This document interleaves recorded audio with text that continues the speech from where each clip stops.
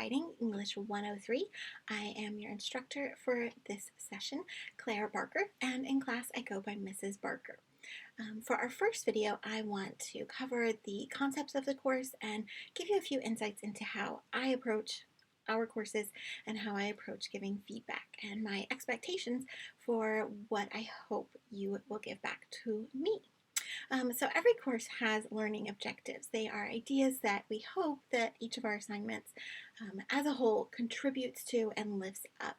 2 and 3 are our main ones. We're going to focus on using strong academic language, and we want to feel really confident about creating a paper in accurate APA format.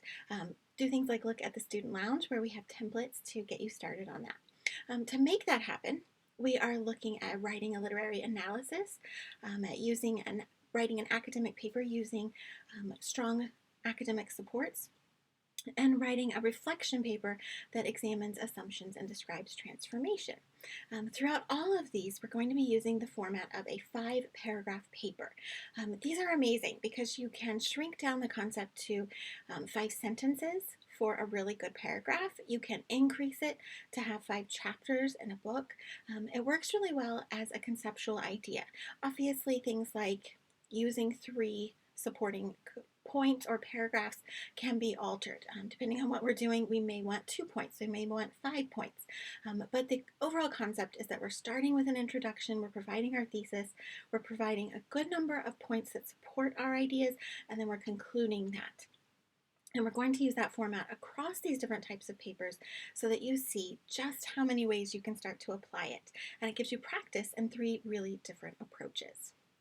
To get there with our assignments, we have discussion threads, quizzes, and submitted assignments. For your discussion thread, remember that these are not standalone assignments. The idea for the discussion is that we start to look at the course content, we share our findings, our response with our classmates, and we have that dialogue with them. Specifically, in things like session 4, we are finding resources. We are sharing those with our classmates, we are reviewing them, we're using all of our checklists. Then you're getting feedback from me about what those are, how well they're working, how to appropriately cite them in APA, and then you take them and you use them for your paper. So don't think about it as I found resources for my discussion and now I have to find more resources for my paper all by myself. Think about that as you go through every course, that the ideas are to work together and to create stronger bonds. We also have 2 quizzes. So in session 1, we're looking at grammar and punctuation, and in session 2, we're looking at APA. Don't forget that you can always take them more than once. It's a great idea to explore the material in the course. Take the quiz once to see sort of what the approach is and what sort of weak spots you have, and then review the material again. That's my general take on it, so approach those ideas, see what works for you. It's also a good idea when you get to that to say, this particular idea is not clicking and the information provided is just not doing it for me. And that's when you reach out to me. I can review your quiz, I can see where it's not working, and I can provide further resources and dialogue to get you on track. That is a key element. Reach out to me, get me to help you. Our submitted assignments are all different. We have papers, they're on different topics, they're on different approaches, and we also work on revision. So each time you get to a session and you're thinking, what kind of paper is this? What kind of assignment? Check out our YouTube channel, look for instance, session 2, what is revision? What's happening with this process? What am I expected to do? Look for those short videos to help you navigate them. The most important thing in every single class is that you have access to a subject matter expert. That's who they hire to facilitate, which is sort of a weak word for what we do. We are to take that material and make it live for you and make it connect for you.